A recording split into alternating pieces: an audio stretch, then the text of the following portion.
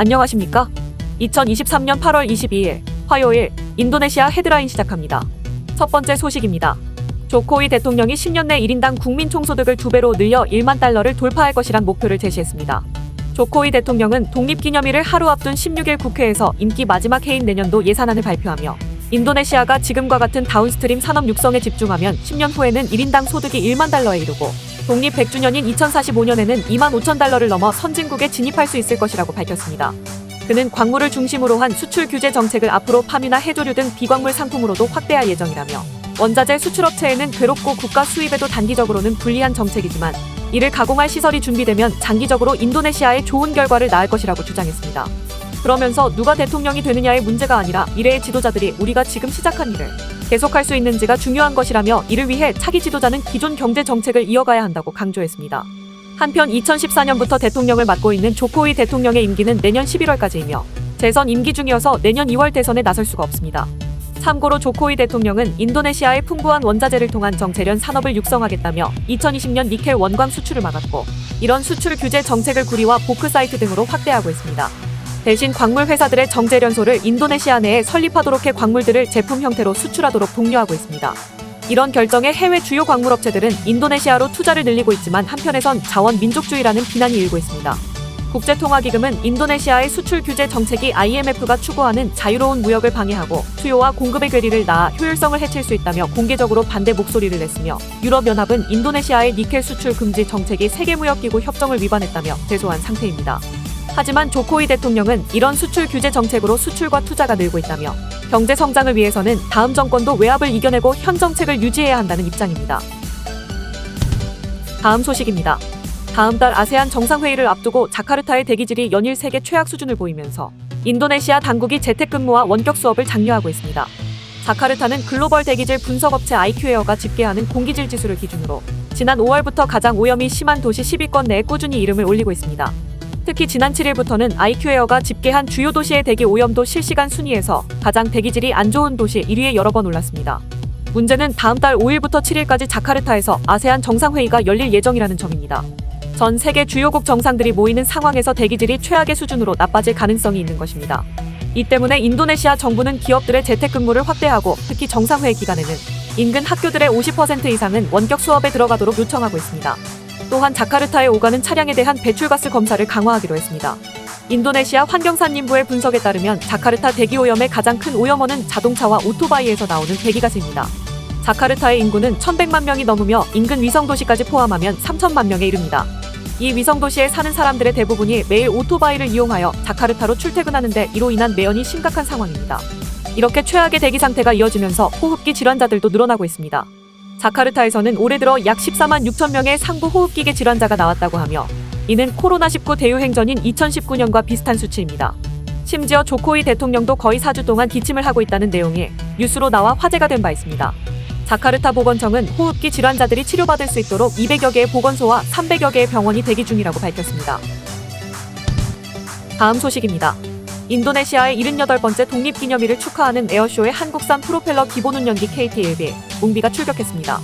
지난 17일 자카르타에서 열린 독립기념일 행사에서 인도네시아 공군 고개비행팀 주피터와 페가수스는 한국에서 수입한 KT-1B 훈련기 6기를 비롯해 F-16 전투기, 콜리브리 헬리콥터 등 30기의 항공기를 선보였습니다.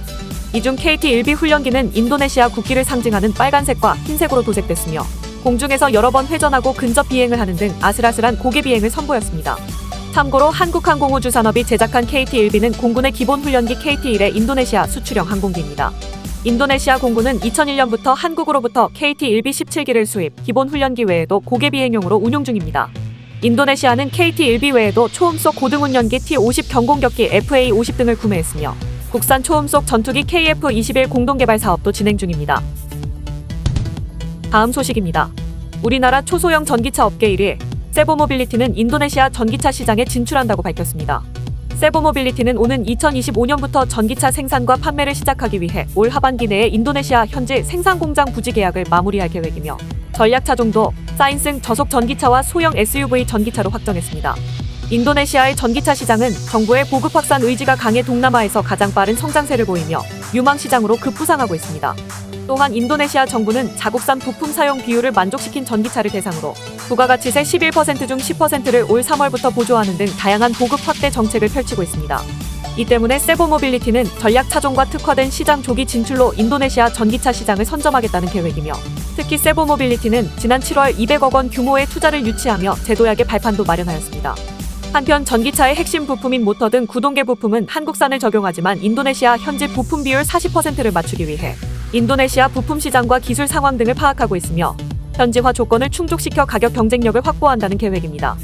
세보모빌리티 박영태 대표는 인도네시아는 전기차에 대한 잠재적 수요와 가치가 높아 글로벌 진출 교두보로 주목하고 있었다며 지난 7월 투자 유치로 추진력을 얻어 구체적인 생산 및 판매 프로세스 구축 등 시장 진출을 본격적으로 진행하고 있다고 말했습니다.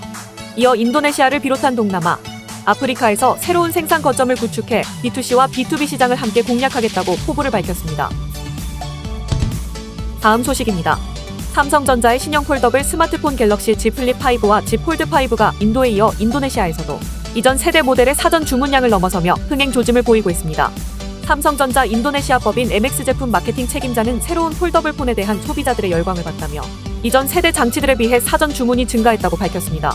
이어 인도네시아 소비자들은 Z 플립 5의 경우 민트 컬러를 가장 선호하고 있으며 Z 폴드 5는 팬텀 블랙 모델을 가장 선호했다고 덧붙였습니다. 삼성전자 인도네시아 법인은 18일 정식 출시에 앞서 지난달 26일부터 신형 폴더블 폰의 사전 주문을 진행하였으며 인도에 이어 인도네시아에서도 사전 주문이 증가하면서 흥행 기대감을 키우고 있습니다. 참고로 인도에서는 폴더블 디바이스의 사전 예약이 사상 최대치를 기록했으며 사전 예약한 고객의 수가 10만 명을 넘어섰습니다.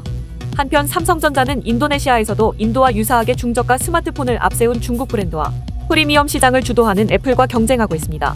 시장 조사기관 스택카운터에 따르면 2023년 7월 인도네시아 스마트폰 시장 점유율 1위는 19.19%를 차지한 중국의 오포였으며 삼성전자는 18.02%를 차지하여 2위에 머물러 있습니다. 만약 삼성전자의 신형 폴더블 스마트폰이 애플의 프리미엄 스마트폰 점유율을 유의미하게 가져올 수 있다면 향후 오포와의 시장 1위 경쟁에도 큰 힘이 될 것으로 예상되고 있습니다. 다음 소식입니다. 파리바게뜨는 인도네시아에서 한국의 매운맛을 강조한 김치 페스츄리, 김치 참치 에그빵, K버거 등의 다양한 베이커리 메뉴를 론칭했습니다. 넷플릭스 등 온라인 동영상 서비스를 통해 K 컨텐츠가 인기를 끌면서 동남아시아의 한식 열풍이 거세게 불자 소비자 유치에 적극 나서는 것으로 풀이됩니다. 현지에선 한류 열풍이 식문화로 확대되면서 한식 선호도가 높아지고 있고 실제 김치를 찾는 현지 수요도 증가세입니다. 국제수출입 통계기관 통계를 보면 인도네시아의 김치가 포함된 포장채소 수입 규모는 2017년 8만 3천 달러에서 2020년 45만 천 달러로 큰 폭으로 증가했습니다. 가브리엘 하림 파리바게뜨 최고 경영자는 고객의 입에 맞으면서도 독특한 신메뉴를 선보이기 위해 언제나 노력하고 있다면서 이번에는 한식에서 영감을 받아 개발한 다양한 베이커리를 출시했으며 매운 음식을 즐기는 인도네시아 사람들을 겨냥했다고 전했습니다. 한편 파리바게뜨는 인도네시아 매장 확대에도 본격화하고 있습니다.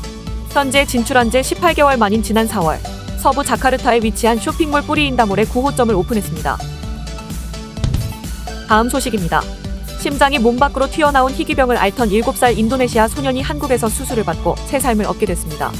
세브란스 병원은 심장이소증을 갖고 태어난 인도네시아 국적의 미카엘 하레사난다가 지난 6월 수술을 받고 무사히 회복해 퇴원을 준비 중이라고 17일 밝혔습니다.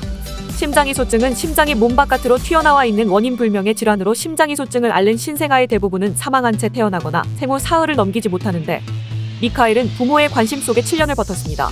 다만 미카엘은 가정 형편이 좋지 않아 치료를 제대로 받지 못한 데다 몸 밖으로 튀어나온 심장이 다칠 수 있다는 위험에 일상생활을 영위하기도 쉽지 않았습니다.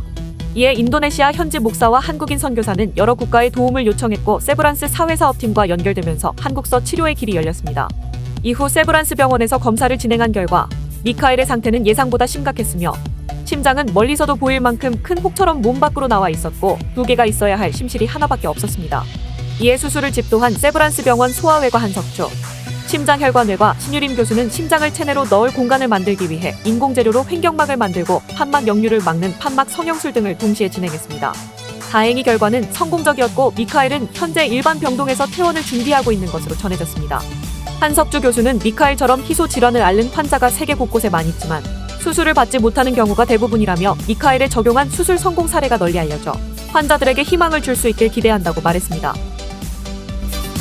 시청해주셔서 감사합니다. 다음 시간에 뵙겠습니다.